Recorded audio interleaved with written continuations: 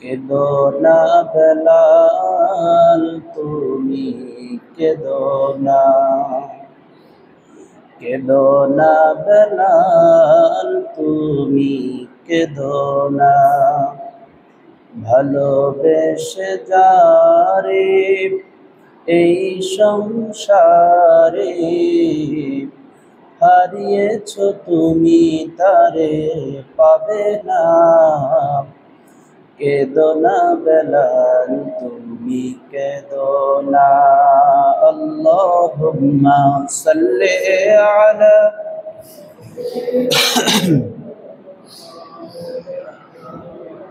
মুহাম্মদ ওয়া আলা আলি সাইয়্যিদিনা।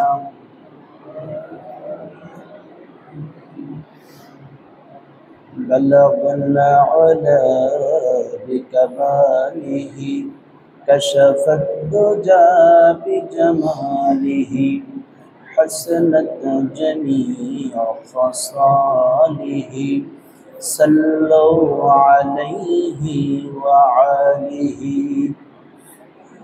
সম্মানিত মুসল্লিয়ানি কেরাম, শুকরিয়া আদায় করছি আল্লাহ রাব্বুল আলামিনের দরবারে, যিনি আমাদেরকে পবিত্র জুমার দিন আল্লাহর ঘর মসজিদে আসার এবং বসার তৌফিক দিয়েছেন। এই জন্য শুকরিয়া আদায় করে সকলেই করছি আলহামদুলিল্লাহ। বিশ্ব সভার সভাপতি, আমাদের সকলের আত্মার আত্মীয়, আমাদের আদর্শিক মডেল বিশ্ব নবীর প্রতি মহব্বতের সাথে দরুদ করছি, যার আগমনের মাধ্যমে পৃথিবীবাসী ধন্য হলো, পথহারা মানুষগুলো সঠিক পথের দিশা পেল, অন্ধকারাচ্ছন্ন মানুষগুলো আলোর মোহনা খুঁজে পেল, জাহান্নামের আসামিগুলো দলে দলে জান্নাতের মালিক হল।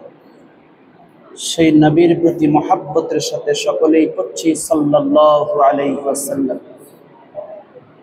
সম্মানিত মুসল্লিয়ানি কেরাম, গত জুমাতে নামাজ বিষয়ে আমরা কথা শুনছিলাম।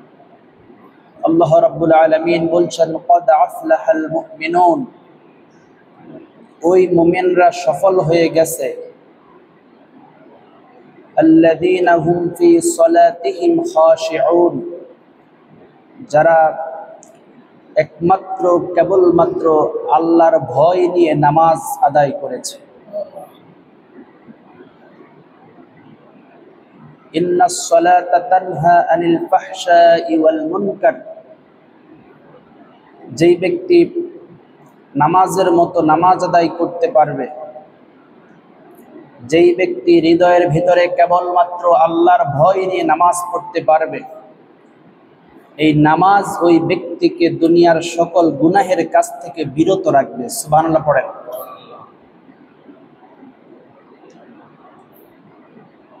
রাসূলুল্লাহ সাল্লাল্লাহু আলাইহি ওয়াসাল্লাম বলেছেন, তোমাদের কারো বাড়ির সামনে যদি প্রবহমান নদী থাকে, আর ওই প্রবহমান নদীর ভিতরে তোমরা যদি দৈনিক 5 বার গোসল করো, তাহলে তোমাদের শরীরের ভিতরে কোনো ময়লা থাকবে কি? সাহাবায়ে কেরাম বললেন, ইয়া রাসূলুল্লাহ সাল্লাল্লাহু আলাইহি ওয়াসাল্লাম, না, প্রবহমান নদী, আর ওই নদীতে কেউ যদি দৈনিক 5 বার গোসল করে, তার শরীরে কোনো ময়লা থাকার কথা না। রাসূলুল্লাহ বলছেন, ফাযালিকা মাসালুস সালাওয়াতিল খামস, এই হচ্ছে 5 ওয়াক্ত নামাজের উদাহরণ। ইয়ামহুল্লাহু বিইন্নাল খাতায়া, এই 5 ওয়াক্ত নামাজ যেই ব্যক্তি যথাযথভাবে আল্লাহর ভয় নিয়ে আদায় করবে, ওই ব্যক্তির শরীর থেকে এইভাবে গুনাহগুলো ধুয়ে মুছে পরিষ্কার হয়ে যাবে। সুবহানাল্লাহ পড়েন। সুতরাং আমরা সমাজের মধ্যে দেখতে পাই, অনেক আল্লাহর বান্দা আছে, নামাজও পড়ে, আবার গুনাহের কাজের সাথেও যুক্ত আছে। নামাজও পড়ে, সুদের কারবারের সাথে জড়িত আছে। নামাজও পড়ে, ঘুষের সাথে তার সম্পর্ক আছে, নামাজও পড়ে, অন্যের হক নিয়ে ঠেলাঠেলিও আছে নাকি নাই? আছে। যেহেতু তার নামাজও আছে, গুনাহের কাজও তার আছে, কিন্তু আল্লাহ রাব্বুল আলামিনের ভাষা আর বিশ্ব নবী জান্নাতি নবীর মুখের ভাষার সাথে তার সাথে পার্থক্য কেন? কারণ হলো, আমার মনে হচ্ছে আল্লাহ যেরকম নামাজ চেয়েছেন, যেই রকম নামাজ পড়লে নামাজ ওই ব্যক্তিকে গুনাহ থেকে দূরে রাখবে, রাসূলুল্লাহ বলেছেন 5 ওয়াক্ত নামাজি ব্যক্তির উদাহরণটা ওই রকম। প্রবহমান নদীতে যেইভাবে দৈনিক 5 বার গোসল করলে ময়লা থাকে না, ওই রকম তার জীবনে গুনাহ থাকবে না। তার মানে আল্লাহর চাওয়ার মতো নামাজ, নবীজির দেখানো নামাজ আমাদের হুবহু ওই রকম হচ্ছে না, তাই গুনাহও আছে, নামাজও আছে। কথা বলেন ঠিক কিনা? দুইটা থাকতে পারে না, হয় নামাজ থাকবে আর না হয় গুনাহ থাকবে। নামাজ থাকলে ওই ব্যক্তির জীবনে গুনাহ থাকতে পারে না, ঠিক কিনা বলেন? এই নামাজ তো মুমিনের জীবনে অন্যতম একটি ট্রেনিং সেন্টার। সম্মানিত হাজিরিন, সাহাবায়ে কেরাম প্রশ্ন করলেন, ইয়া রাসূলুল্লাহ, আপনি তো মিরাজে গিয়েছেন, কিন্তু আমরা তো আল্লাহর কাছ থেকে মনে হচ্ছে অনেক দূরে। ইয়া রাসূলুল্লাহ, পরামর্শ দিন তো, কি করলে আমরা আল্লাহর খুব কাছাকাছি যেতে পারবো? আল্লাহর চাইতে উত্তম অভিভাবক এই পৃথিবীতে আর কি কেউ আছে? বলেন, আর কেউ আছে? নাই। পরিবারের সদস্যরা তাদের স্বার্থের একটু বিরুদ্ধে গেলেই আপনার কাছ থেকে দূরে সরে যাবে। কিন্তু এই পৃথিবীর আয়তন হচ্ছে 19,69,50,000 বর্গ মাইলের এরিয়া হলো গোটা পৃথিবী। এই পৃথিবীতে লক্ষ লক্ষ কোটি কোটি মানুষ আল্লাহকে অস্বীকার করে, এরকম আছে নাকি নাই? আল্লাহকে সেজদা দিচ্ছে না, তাদের জীবনে আল্লাহ নাম বলতে আল্লাহকে বিশ্বাস তো করেই না, আল্লাহকে মানেই না। কিন্তু তাদেরকেও আল্লাহ রাব্বুল আলামিন মুমিনদের মতো সমানভাবে অক্সিজেন দিয়ে যাচ্ছেন, পোশাকের ব্যবস্থা করছেন, বিভিন্ন স্বাদের বিভিন্ন রকমের পুষ্টিগুণ খাবার দিয়ে, ফল মূল দিয়ে তাদেরকে প্রতিপালন করছেন। মুমিনদেরকে যেভাবে, কাফেরদেরকেও সেভাবেই। কিন্তু আল্লাহ রাব্বুল আলামিন তাদেরকে খাবার বন্ধ করেন নাই, অক্সিজেন বন্ধ করেন নাই, সব কিছু সার্ভিস চলমান রেখেছেন। বলুন তো, ওনার চাইতে উত্তম অভিভাবক আর কেউ আছে কি? নেই। আল্লাহ রাব্বুল আলামিন বলছেন, নবী আপনি এই সাহাবীদেরকে জানিয়ে দেন, ওরা আমার কাছে আসতে চায়, ওরা আমার নিকটবর্তী হতে চায়, ওরা মূল জায়গায় আসতে চায়, ওরা মূল অভিভাবকের কাছে আসতে চায়। পৃথিবীর ভিতরে যারা জ্ঞানবান মানুষ, যখন কঠিন বিপদে পড়ে, অসুস্থতা আর সারছে না, ডাক্তার বলেছেন যে কয়েকদিনের ভিতরে সেই ব্যক্তি মারা যেতে পারে, ডাক্তার আর চিকিৎসা দিচ্ছে না, কোনো ঔষধে আর কাজ হচ্ছে না, সর্বশেষ মানুষ একজনের মুখাপেক্ষী হন, তিনি কে? আল্লাহ বলছেন, নবী এরা আমাকে চিনতে পেরেছে, এই জন্য আমার কাছে আসতে চায়। কুল্লু মান আলাইহা ফান ওয়া ইয়াবকা ওয়াজহু রাব্বিকা যুল জালালি ওয়াল ইকরাম। পৃথিবীর সব একটা সময় অস্তিত্ব হারাবে, কেবলমাত্র আমার অস্তিত্বই টিকে থাকবে। ওরা আমাকে চিনতে পারছে, যার জন্যই আমার কাছে আসতে চায়। পৃথিবীর সবাই যখন তার কাছ থেকে মুখ সরিয়ে নিচ্ছে, পৃথিবীর সবাই যখন তার কাছ থেকে সরে যাচ্ছে, তখন সেই ব্যক্তি আমার কাছে আসতে চায়।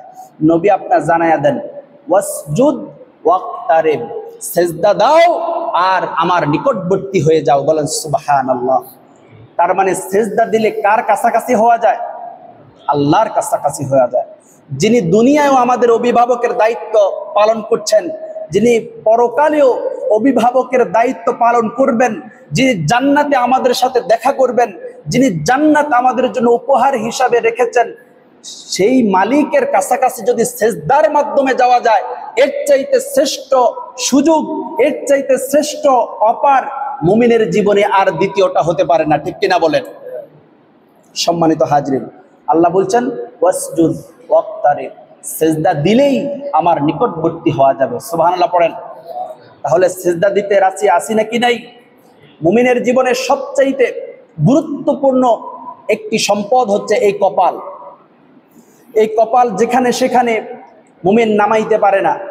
যখন মুমিন একবারে দাঁড়ানো কপাল একেবারেই নিজেকে ছোট করে জমিনের ভিতরে নত করে মাটির সাথে কপালটাকে লাগিয়ে দেয়, এই দৃশ্যটা আমার মালিকের কাছে খুব ভালো লাগে। সুবহানাল্লাহ পড়েন। এই জন্য রাসূলুল্লাহ বলেছেন, যখন তোমাদের একান্ত জরুরি কোনো কিছুর প্রয়োজন হয়ে যায়, তোমরা দিশেহারা হয়ে যাও, পেরেশানির মধ্যে থাকো, হতাশার মধ্যে থাকো, দুশ্চিন্তার মধ্যে থাকো, কোনো সমাধান তুমি যখন খুঁজে পাবে না, তখন তুমি সেজদায় চলে যাও। সেজদায় গিয়ে আল্লাহর কাছে সবগুলো মনের চাওয়া খুলে বলো। যেহেতু সেজদায় গেলে আল্লাহর কাছাকাছি হওয়া যায়, মালিকের কাছাকাছি হওয়া যায়। কাছাকাছি হয়ে যাওয়ার পরে তোমার মনের আবেদনগুলো সব বলো, ধারাবাহিক তোমার মালিক সবগুলো পাওয়াতে পরিণত করে দিবে। সুবহানাল্লাহ পড়েন। সম্মানিত হাজরিন, নামাজ হলো বান্দার সাথে মালিকের সাথে একান্ত যোগাযোগ, প্রাইভেট কানেকশন। আর এটা সবচেয়ে ভালো সুযোগ হয় তাহাজ্জুদের সময়, যখন কেউ থাকে না। প্রেমের একটি সম্পর্ক, ভালোবাসার একটি সম্পর্ক লোকালয়ে খুব ভালো জমে, নাকি একেবারে নিরিবিলি সময়ে ভালো জমে? ভালো জমে যখন নীরব থাকে। পৃথিবীর সমস্ত মানুষ যখন ঘুমের চাদরে আবৃত, ঘুমের চাদরে পৃথিবী যখন ঘুমিয়ে পড়েছে, তখন যদি কোনো গোলাম, ক্ষুদ্র দাস যদি তাহাজ্জুদের নামাজে দাঁড়িয়ে সেজদার ভিতরে গিয়ে চোখের জলের বাঁধকে ভেঙে দিয়ে আল্লাহকে বলে, আল্লাহ, যেই মামলায় পড়েছি এটা সমাধান হওয়ার কোনো পথ খুঁজে পাচ্ছি না, যে অসুস্থতার ভিতরে মালিক পড়ে গেছি, ডাক্তাররা কোনো চিকিৎসা দিয়ে কুল কিনারা পাচ্ছে না, রোগটা মহামারী আকার ধারণ করেছে, এমন রোগ ধারণ করেছে পৃথিবীর কোনো হাই অ্যান্টিবায়োটিক দিয়ে কাজ হচ্ছে না, মালিক যে ঋণগ্রস্ত হয়ে গেছি, এই ঋণটা পরিশোধ করার মতো অবস্থা আমি খুঁজে পাচ্ছি না, আমি যে অপমানের মধ্যে পড়ে গেছি, আমি সম্মানকে তালাশ করছি, মালিক তুমিই তো সম্মানের মালিক, তুমিই তো ইজ্জতের মালিক, তুমিই তো ক্ষমতার মালিক, তুমিই তো সম্পদের মালিক, আমি তো ফকির, তুমি তো মহাধনী, তোমার সাথে কারো তুলনা হয় না। তুমি বলেছো সেজদা দিলে তোমার কাছে আসা যায়। তোমার হাবিব বলেছেন তাহাজ্জুদের সেজদাটা অত্যন্ত দামি সেজদা। এই জন্য আমি সবাইকে রেখে আমি এই সেজদার মধ্যে এসে তোমার কাছে চাচ্ছি। এই সময়ের দোয়াটা কবুল হওয়ার সবচাইতে বেশি সম্ভাবনা থাকে। পড়েন সুবহানাল্লাহ।